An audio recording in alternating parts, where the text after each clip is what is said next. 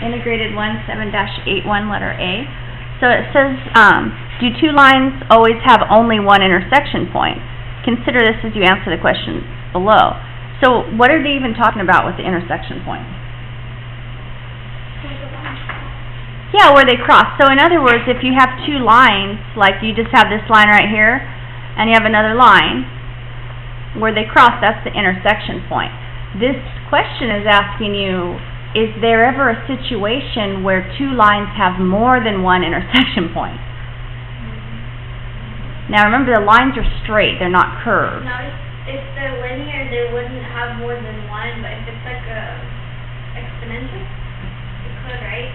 Well, a parabola could, because you could have a line and a parabola and they could cross, or if you had a circle and a line or something. But what about, so what are the three situations that we could possibly have with two lines? We could have one solution. Do you guys ever have that thing where it says no solution? So what would those lines look like if they had no solution? Like if you do a bunch of algebra, on this, on two lines, like you do equal values or you do substitution or elimination, you might get x equals 5 and y equals 3 or something like that. And then you can say, oh, that point is 5, 3. But sometimes don't you get something that goes like 0 equals 6 or something. And then you guys say, and then you say, no solution, right? Yeah. What would those lines look like?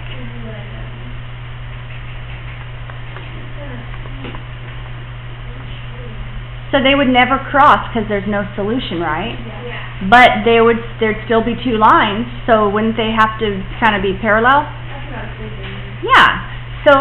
So this, when they cross, that's one solution. When they're parallel, we would say no solution. Isn't there a situation that you've seen before where you do a bunch of equal values method or substitution or elimination, and you do all your little algebra, and then you end up at the end and it'll say like 5 equals 5. Do you guys has that happened to you? Yeah. What do you write when it has? All solutions. You write infinite or all. What would those lines look like on the piece of paper? They wouldn't look like that. They would look like anything?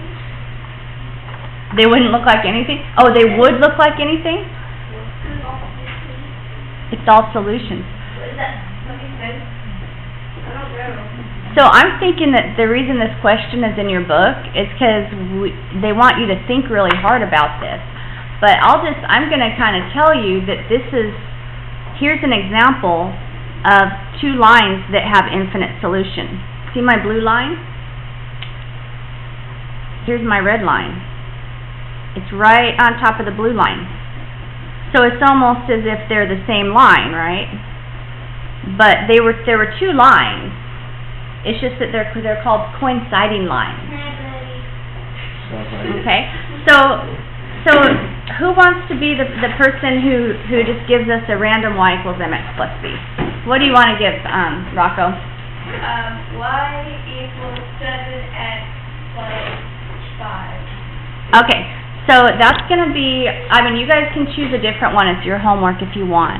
But the problem is asking us to be thinking about what we just talked about, one solution, infinite solution, no solution, and write a system of equations that has infinite number of solutions. Write it in y equals mx plus b and graph it.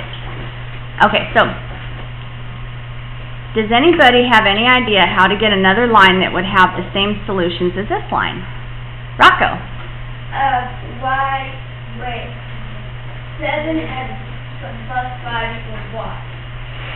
Yeah, so that's kind of, the same line. What if I disguised it like this? 2y equals 14x plus 10. Would that, what? Would you like, you could divide it by -2. Yeah, okay, so you want to divide this bottom one by -2 and do elimination on it or something? Yeah, I could do that. Yeah. Okay, so I'm going to write it as though I am multiplying it by a negative half, which is the same thing. And then I'm going to go write the original equation, y equals 7x plus 5. And then this one, if I multiply 2 by negative a half, I'll get negative 1 times y. That's negative y. So negative y equals negative 7 minus 5. Yes. Now I'll do, remember we call it the elimination method. Now what happens? Y minus y is 0. 7 minus 7 is 0. And see, now that happens. Doesn't that happen to you guys once in a while in your homework problems? Yes. Yep. Yes, and you always answer the question. You guys don't get too confused. You say infinite solutions or all solutions. Infinite solution.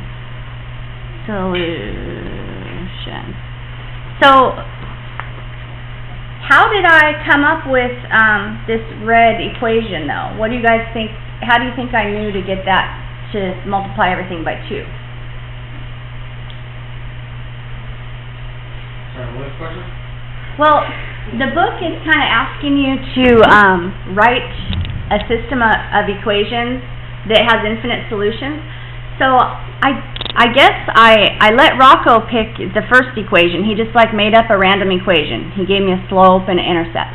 But then I knew that the second equation was going to have to be a multiple of the first equation so that this would happen. You know what I mean? I couldn't have picked like y equals 3x plus 9 or something, because that wouldn't have zeroed out this way. So if they ask you that, just take your one equation and then just multiply it by something, 2 or 3 or something like that. And so now I'm supposed to graph them. Do you guys know how to graph them?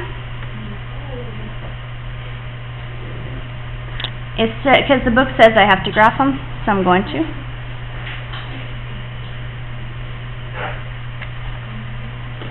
So if this is x and this is y, then if I want to graph y equals 7x plus 5, then do you guys remember that you can just take the 5? Oh my gosh. Did you remember that you can take the 5 is the y-intercept? So you can just go on the y-axis and find 5. Okay, and then you can go up 7 over 1, up 7 over 1, because that's your slope. So go up over 1. Now it kind of went off my graph, but I'm not worried because I have a straight edge and I'm just going to connect the 2 dots and it'll be okay.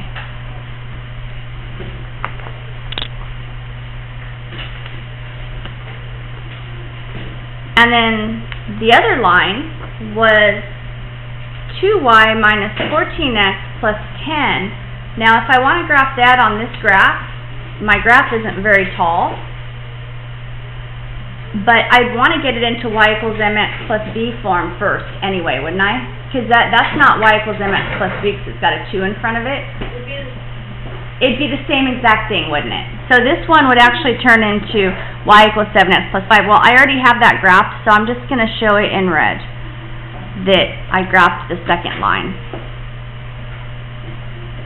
So it's kind of a funny question for them to ask you, but I think the whole reason that they ask you something like this is that so you can understand what you've been doing all this time in your homework. When it says infinite solutions, I'm not sure that you guys put together that the reason there's infinite solutions is because it's one line on top of the other line. Or in other words, if you do some algebra to it, they're kind of the same line. Okay, I'll stop the video.